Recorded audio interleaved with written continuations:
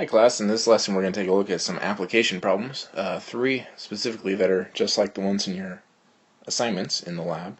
The first one's a triangle ratio problem, where they say that the two triangles are similar, and what you're supposed to do is solve for x. And so you're looking at this picture over here in the lab, or a picture of a similar problem, and what we're supposed to do is figure out that because these problems are similar, there's actually a ratio to them. And so what I do is I usually just try to draw a fraction bar between the two fractions to say basically you want to put the either the small or the big, it doesn't matter which one's on top, but each one of these corresponding sides, like the 4, goes over top of the 6 with the fraction bar. This 6 goes over top of this 9 because they're corresponding sides over here. And then finally the 2x plus 1 goes over top of the 2x plus 5 in a fraction. So you can see how the fractions correspond here, where each corresponding side makes a fraction. And notice there's 3 equal signs. So I'm going to erase these fractions, or the actual triangles, because they're not important as the fractions are. So you can see that each one of these fractions are actually equal. The 4 over the 6 would reduce to 2/3. And that also is equal to the second fraction, where 6 over 9 reduces also to 2/3. So the ratio is the same. In other words, each corresponding side, when you put them over top of each other, should have a ratio of 2 to 3, or 2 over 3. So all I have to do is say that that's equal to my final fraction of 2x plus 1 over 2x plus 5. And that just turned into a butterfly problem.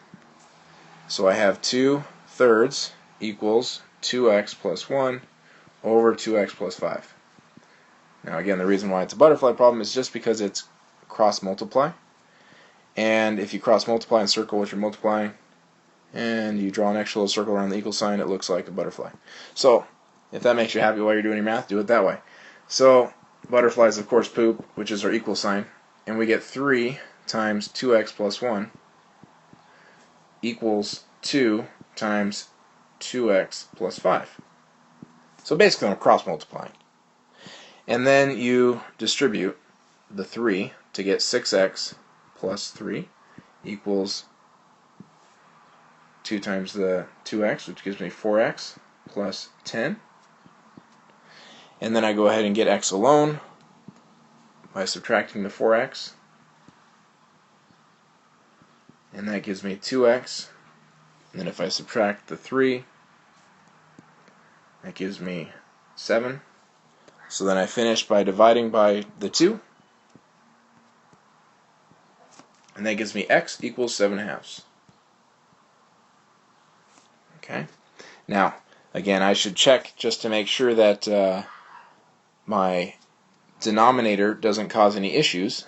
And if I look at the x on the bottom, if I set that equal to 0 and say it can't be 0, I would subtract the 5. And then if I have my 2x equals 5, negative 5 actually, and then I divide by my 2, you can see that it does not equal my 7/2 over here, so this is not an issue. My answer is actually valid. So, to recap, what you want to do is set up a fraction where it's I have the small triangle, so the first triangle divided by the second triangle, and all the corresponding sides, and then you just go ahead and set up a cross multiply problem. So bottom line, you just want to set up your ratio, which for us was 2/3 here, and get a cross multiply problem set up. So hopefully I didn't throw you off the butterfly multiply. You just need to cross multiply here. The 2x plus 1 times the 3, and the 2 times the 2x plus 5. Okay? So now let's take a look at our second application problem, and this is the boat problem, and this is one that's just like the one in the lab. It talks about Kellen's boat goes 12 miles per hour in still water, and find the rate of the current of the river if she can go 6 miles upstream in the same amount of time she can go 10 miles downstream. Okay, so what we need to do is realize that this is a distance equals rate times time problem. And we're trying to figure out the rate of the current of the river So we've got two separate equations we need to set up. We need to set up the distance and the rate that she had going upstream, and then we need to set up another one for the one that she has going downstream. Okay, so in the going upstream, she has a certain distance that she went. It says she goes 6 miles, and that was equal to her rate times time. Well, we don't know what the time is, and that's not actually important. But the rate, we know, was 12 miles an hour minus whatever the rate of the stream was. So I'll call it stream, or river, I guess, or R for rate and R for stream. So we got 12 minus R is her actual rate that she went in her boat upstream. And then downstream, the distance is 10 miles, and that was equal to her rate, whatever the rate was, times time. Now the rate in this situation, going downstream, she was going 12 miles an hour in her boat, but she also had the current working for her, so you add on to the rate of the current. So what we just set up here was that the rate of the current is taking away from her speed going upstream and adding to her speed going downstream. Now, the nice thing about these equations is that the time is the same in both equations. So what that means is if I get t alone in both these equations, in other words, divide by 12 minus r in this equation, and then divide by 12 plus r in this second equation,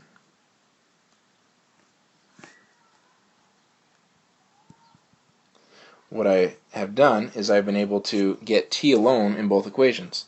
So in the first equation, you have t equals 6 over 12 minus r. In the second equation, you have t equals 10 over 12 plus r. Now the nice thing is that the t is the same in both equations. In other words, this fraction is equal to this fraction. Whenever we have a fraction equal to a fraction, we can do what we did on the last problem, which is butterfly multiply or cross multiply. So I just take my 6 over 12 minus r, set it equal to my 10 over 12 plus r, and I just have to cross multiply. So the 10 gets multiplied by the 12 minus r, and the 6 gets multiplied by the 12 plus r. So this gives me 120 minus 10r equals 6 times 12, which is 72, plus 6r. And then I need to solve for r because r is the actual rate of the river. So I add the 10r,